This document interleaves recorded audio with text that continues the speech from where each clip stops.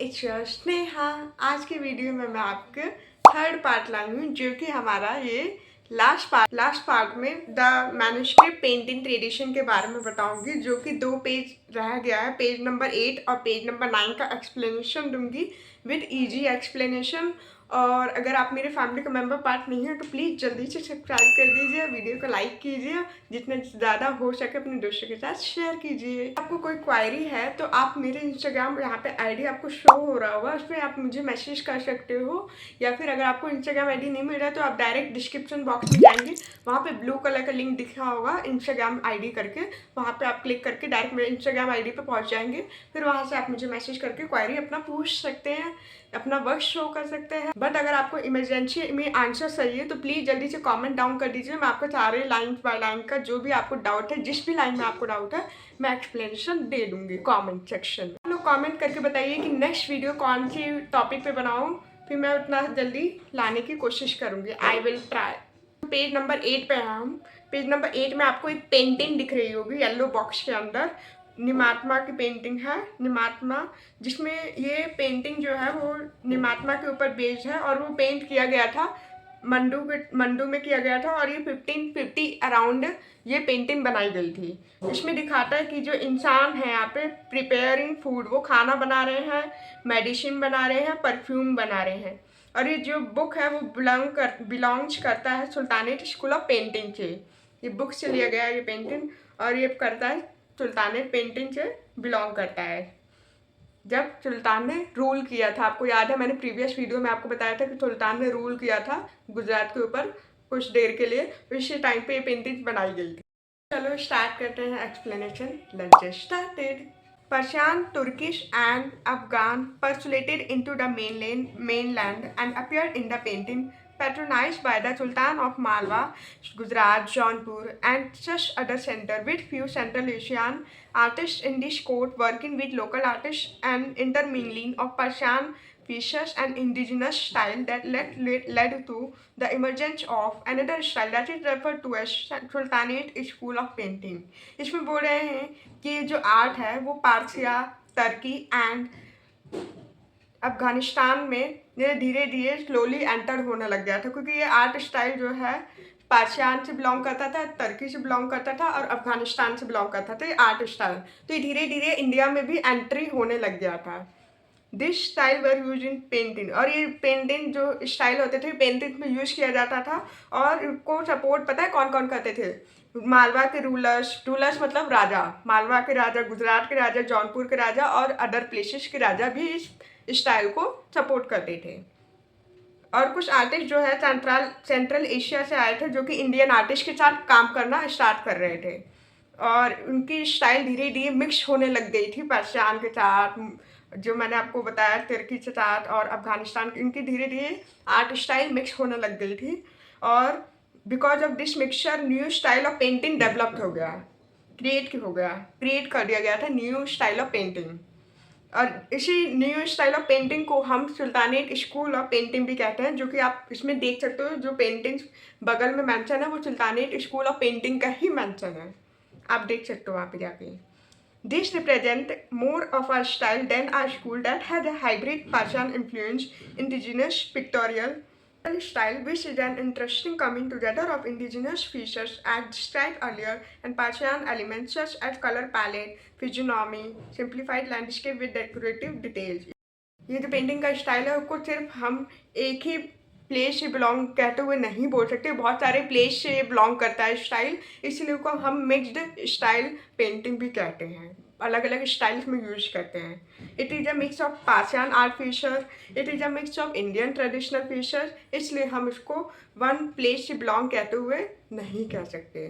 This painting use bright and rich colour, आप जैसे कि इसमें देख सकते हो कि नीचे पेंटिंग मेंशन है, वहाँ पे देख सकते हो कि वहाँ पे ब्राइट कलर यूज किया गया है, रिच कलर यूज किया गया है, स्पेशल ड्राइंग का तरीका यूज किया गया है, जैसे फेस और बॉडी उन्होंने जो बनाया है वो स्पेशल ड्राइंग तरीका से बनाया है, सिंपल बैकग्राउंड रखा है उन्होंने, डेकोरेटिव डिजाइंस यूज किए हैं।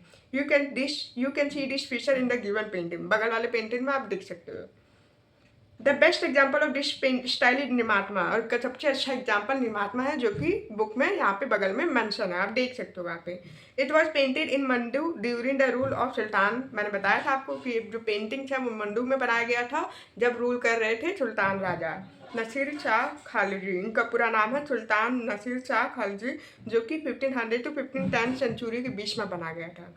और इस बुक को हम रेसिपीज भी बोलते हैं, क्योंकि इसमें बताते हैं कि how to cook food, how to prepare medicine, how to make cosmetic and perfume, how to use them. इसलिए उसको हम बुक ऑफ रेसिपीज भी बोलते हैं। रेसिपीज का मतलब होता है कैसे बनाना। This is exactly what the picture show people preparing things. आप देख सकते हो वहाँ पे पेंटिंग्स में कि लोग क्या क्या चीज़ें बना रहे हैं रेसिपी का यूज करके। Stories with undertone of Sufi idea were also gaining favor, and Lord Chanda painting are example of this genre. कुछ पेंटिंग तो ऐसी है जिसमें सूफी का थॉट इसमें यूज किया गया है, जैसे आप लौखंडा का एग्जाम्पल ले सकते हो। लौखंडा यहाँ पे लौशंडा या लौखंडा बात एक ही है, ठीक है। तो लौशंडा जो है इसका एग्जाम्पल हो सकता है। जैसे सूफी आइडिया का पेंटिंग है, वैसे ही लौशंडा का भी आइडिया इसी से ही बिलोंग करता है। अब हम नेक्स्ट पैराग्राफ पे आते हैं। पैराग्राफ का नाम है पाला school of painting. Like the Jain text and painting, the illustrated manuscript of the Palas of Eastern India also form the earliest example of painting from the 11th and 12th century. जो पाला school है शैली, उसको हम शैली बोलते हैं हिंदी में। तो जो है पाला डायनेस्टी जो है ईस्टर्न इंडिया का, वो 750 to 1150 सेंचुरी के बीच में बनाया गया था। Streets such as Nalanda and Vikramshila were great center of Buddhist learning and art, and numerous manuscripts were illustrated here with Buddhist theme and image of Vajrayana Buddhist deities on palm leaf।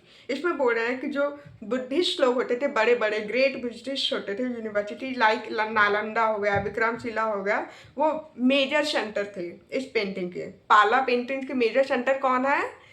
Vikramshila and Nalanda है, याद रखना आप लोग। Many Buddhist book वहीं पे illustrate किया गया था। इलिस्ट्रेट मतलब वहीं पे बनाया गया था, लिखा गया था बुक के बारे में, नालंदा एंड विक्रमशिला के बारे में। और यही दो नालंदा विक्रमशिला मेजर सेंटर है वहाँ के पाला स्कूल में। और जो पेंटिंग्स होती थी ना, वो लीव्स के ऊपर बनाए जाते थे, जिसमें भगवान को दिखाया जाता था, दर्शाते थे। बुद्धिस्ट लोग जो बनाते थे वहाँ पे, बुद्धिस्ट गॉड एंड गॉडेस, जैसे हमने बुद्ध गाथा के बारे में पढ़ा है बुद्धिज्म, इसमें उनके ऊपर ये पेंटिंग बनाई जाती थी पत्ते के ऊपर। This center also had workshop for casting of bronze image. Students and pilgrims from all over South East Asia came to these monasteries for education and religious instruction, and took back specimens of Pala Buddhist art in the form of bronze and illustrated manuscript। इसमें बोल रहे हैं कि जो centre है, जो मैंने आपको विक्रमशिला और नालंदा के बारे में बताया, वो एक सेंटर है, मेजर सेंटर है पाला स्कूल का। इसमें ना ये ब्रॉन्ज स्टेटस भी बनाते थे, स्टैचू, सॉरी स्टेटस नहीं, स्टैचू। ब्रॉन्ज स्टैचू मतलब मूर्ति वगैरह ब्रॉन्ज का बनाते थे वो लोग। और वो जो थे वहाँ से स्टूडेंट जो आए थे एशियन कंट्रीज के, वो पढ़ने के लिए आए थे। एशियन कंट्री से कुछ स्टूडेंट यहाँ पे इस सेंटर में पढ़ने के लिए आए थे, नालंदा एंड विक्रमशिला में। और इसी आर्टवर्क को वो अपने साथ लेके चले जाते हैं एशिया कंट्री में। बस यहीं तक था। अब मैं नेक्स्ट पेज पे आपको एक्सप्लेन करूँ, पेज नंबर जो 9 पे गिवन है। This practice enable the dispersal of Pala art to place such as Nepal, Tibet, Burma, Sri Lanka and Java. इसमें बोल रहे हैं कि जो बहुत सारे manuscript, because of manuscript painting, Pala art जो है बहुत जगह फैल जाता है, spread to many countries like जैसे नेपाल हो गया, तिब्बत हो गया, बर्मा हो गया, श्रीलंका हो गया, जावा हो गया। बर्मा जो है म्यांमार में है, वहाँ पे इस्टेब्लिश है, ये लोकेट करता है बर्मा। तो आप इस बात का ध्यान रखिएगा। तो वहाँ पे मैन्युस्क्रिप्ट पेंटिंग जो है स्प्रेड हो जाता है, फैल जाता है और फेमस हो जाता है। Jain painting have sharp and strip line. Jain painting जो होती थी उनकी शार्प एंड स्ट्रिप लाइन होती थी, जो कि मैंने आपको बताया था प्रीवियस वीडियो में। आपने नहीं देखा है प्रीवियस वीडियो या फर्स्ट पार्ट नहीं देखा है तो डिस्क्रिप्शन बॉक्स में मेंशन है, वहाँ पे आप जाकर देख सकते हो। या अगर आपको डिस्क्रिप्शन बॉक्स में नहीं मिल रहा है तो आप वहाँ पे प्लेलिस्ट में जाकर चेक कर सकते हो। तो यहाँ पे बोल रहे हैं कि जो जैन पेंटिंग्स होती थी उनकी शार्प एंड स्टिफ लाइन होती थी, बट जो पाला पेंटिंग होती थी वो soft smooth and flowing line use करते थे और जेंटल कलर यूज करते थे। जेंटल कलर मतलब सॉफ्ट कलर, एकदम नाजुक कलर। और ये इसी की वजह से ये पेंटिंग जो होती थी लुक एंड ब्यूटीफुल, एकदम काम एंड ब्यूटीफुल दिखता था। Like at Ajanta, the sculptural style of Pala art monasteries and the painterly image have a similar language। इसमें बोल रहे हैं कि जो पेंटिंग्स होती थी और स्कल्पचर होता था पाला मोनास्ट्रीज में, वो सेम ही स्टाइल में बनाया जाता था जैसे कि अजंता केव में बनाया जाता था। इसमें कोई डिफरेंस नहीं होता था। अजंता केव में जो हम स्कल्पचर बनाते थे, पेंटिंग बनाते थे, वैसे ही पाला मोनास्ट्रीज में भी सेम था। A fine example of Pala Buddhist palm leaf manuscript is Ashtasarika and Prajnaparamita। इसका मतलब है बोडलियन लाइब्रेरी ऑक्सफोर्ड और the perfection of wisdom written in 8000 lines. इसमें बोल रहे हैं कि एक बेस्ट एग्जाम्पल है पाला मैन्यूस्क्रिप्ट का, जिसको हम बोलते हैं अष्टसारिका एंड प्रश्नपरमिता, और इसको बोडलियन लाइब्रेरी में रखा गया है ऑक्सफोर्ड में। आप जैसे कि आप देख सकते हो ऊपर पेंटिंग है, वही है अष्टसारिका एंड प्रश्नपरमिता।